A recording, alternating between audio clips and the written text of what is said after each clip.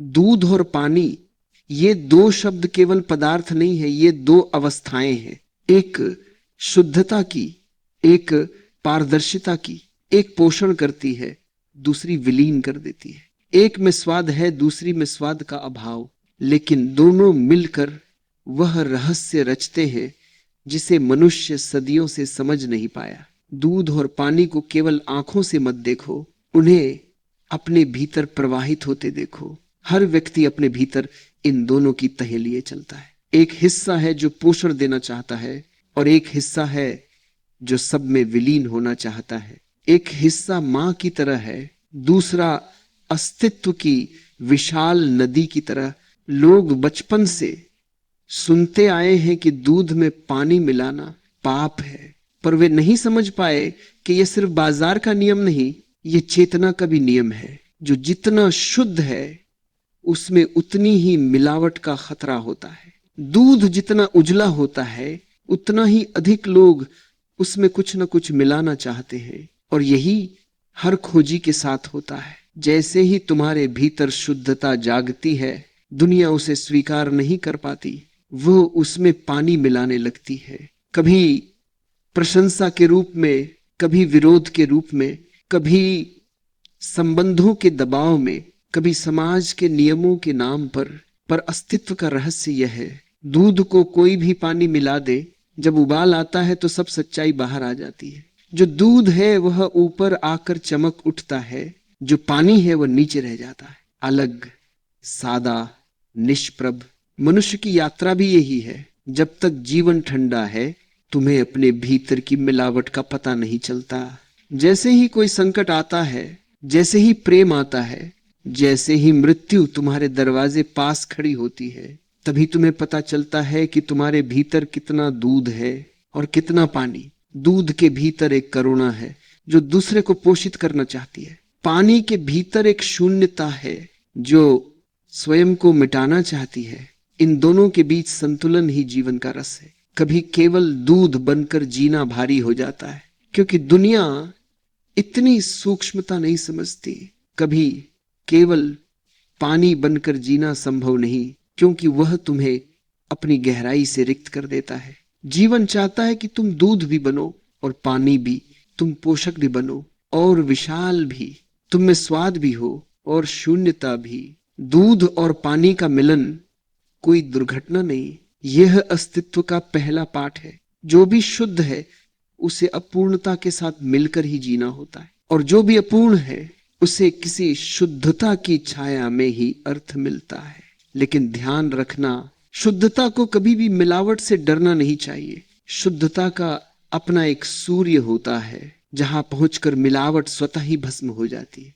दूध जब उबलता है तो अपने आप पानी से अलग हो जाता है, बिना किसी संघर्ष के, बिना किसी युद्ध के।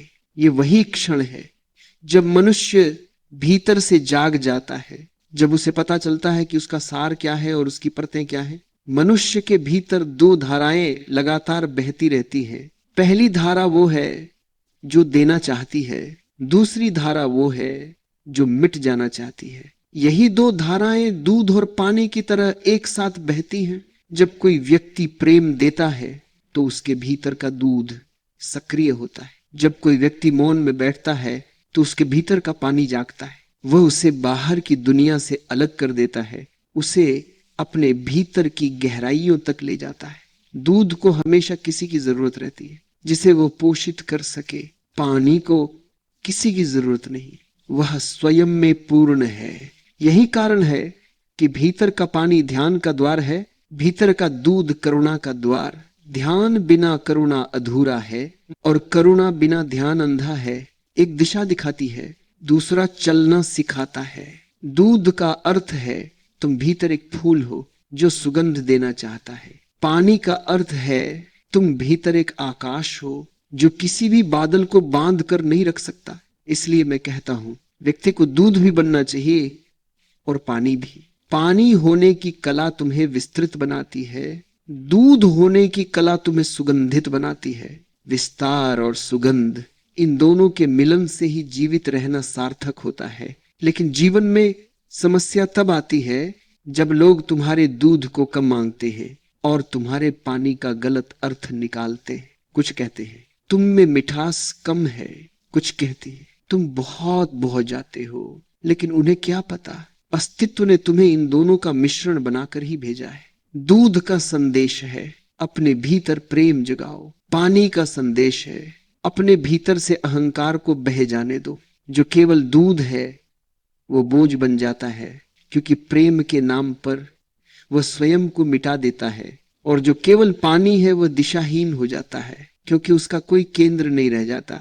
जब दोनों एक साथ हो तभी जीवन संपूर्ण होता है। और यह संपूर्णता तभी आती है जब तुम अपने भीतर के उबाल को स्वीकार करते हो। वही उबाल जो दूध को बांधकर ऊपर ले आता है और पानी को नीचे बसने देता है। उबाल का अर्थ है जीवन में आने वाली प्रत्येक चुनौती, प्रत्येक झटका, प्रत्येक विस्मय। जब कोई प्रेम तुम्हें दर्द देता है, यह उबाल है।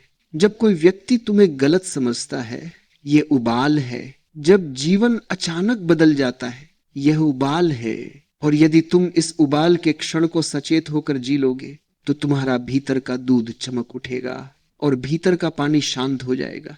यही साधना है, अलग करने की नहीं, पहचानने की। पहचान लो कि तुम कौन सा हिस्सा हो, जो ऊपर उठता है या जो नीचे ठहरता है, जो पोषण करता है या जो विलीन करता है, जो प्रेम है या जो मौन है। और एक दिन तुम देखोगे तुम न दूध हो न पानी, तुम वह उबाल हो जो दोनों को उनकी जगह पहुंचा देता है। तुम वह आग हो जो किसी को ऊपर उठाती है, किसी को नीचे उतारती है और अंततः दोनों को अपनी लपटों में रूपांतरित कर देती है। दूध और पानी का रहस्य जितना बाहर दिखाई देता है, उससे कहीं अधिक भीतर की धरती में छिपा होता है। मनुष्य अपने जीवन में हमेशा दो को खोजता है, एक जो उसे पूर्ण करे और दूसरा जो उसे मुक्त करे। ये दो खोजे, ये दो दिशाएं एक दूसरे से बिल्कुल भिन्न है, परंतु एक दूसरे के बिना अधूरी भी। दूध वह हिस्सा है जो तुम्हें पूर्णता देता है, तुम्हें यह अनुभव कराता है कि तुम किसी के लिए उपयोगी हो, किसी को पोषित कर सकते हो, किसी के जीवन में प्रकाश बन सकते हो। यह तुम्हारे भीतर की दया है, तुम्हारा कोमल हृदय है। पानी वह हिस्सा है जो तुम्हें मुक्त करता है, जो तुम्हें किसी बंधन में नहीं रहने देता, जो तुम्हें किसी अपेक्षा, किसी कर्तव्य, किसी छवि का दास नहीं बनाता। यह तुम्हारा अस्तित्व है जो बस बह जाना चाहता है। हर दिशा में, हर आकाश में दूध कहता है मैं यहां हूं तुम्हारे लिए। पानी कहता है मैं हूं ही नहीं, बस बह रहा हूं। दोनों सही है, दोनों आवश्यक है, दोनों मिलकर ही मनुष्य को मनुष्य बनाते हैं। लेकिन समस्या यह है कि दुनिया केवल दूध को समझती है। वो चाहती है कि तुम हमेशा पोषण करो, हमेशा उसके लिए उपलब्ध रहो, हमेशा उसका बोझ उठाते रहो। दुनिया पानी को नहीं समझ पाती। उसे लगता है कि जो बहता है वो भाग रहा है, जो मौन में है वह सुस्त है, जो अपने होने को नहीं दिखाता वह अस्तित्वहीन है।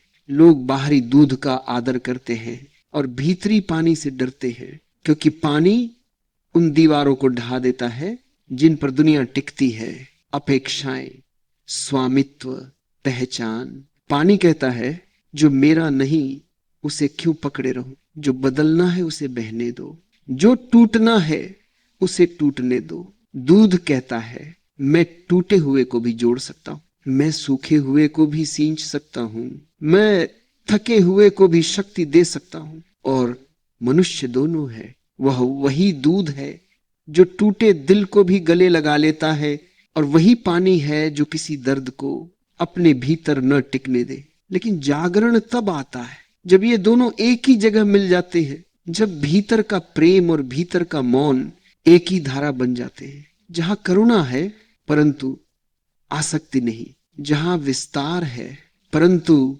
खोया हुआपन नहीं, जहां देना है परंतु थकान नहीं, जहां बहना है परंतु दिशाहीनता नहीं।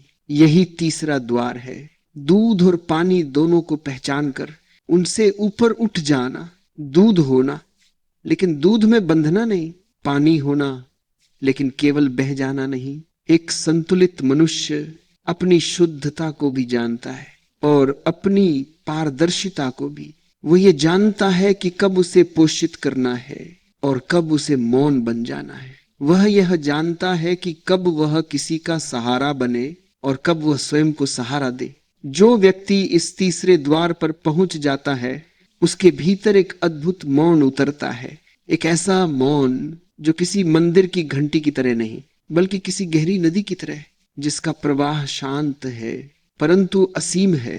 ऐसे व्यक्ति में मिठास भी होती है और भारहीनता भी उसके पास देने को भी बहुत होता है और त्यागने की शक्ति भी बहुत होती है। उसके भीतर प्रेम है और स्वतंत्रता भी। उसकी मनः स्थिति न दूध है न पानी, वह दोनों का स्वामी है, दोनों से परे है। और जब कोई मनुष्य दोनों से परे हो जाता है तो वही क्षण उसकी सच्ची अमृत स्थिति बन जाता है। वही क्षण, वह बूंद जिसे सदियों से रस कहा गया है, जिसे ऋषियों ने आनंद कहा है, जिसे साधकों ने साक्षी भाव कहा है। जो दूध और पानी को पहचान लेता है वह अपने भीतर साक्षी बन जाता है और साक्षी वह है जिसे कोई मिलावट छू नहीं सकती।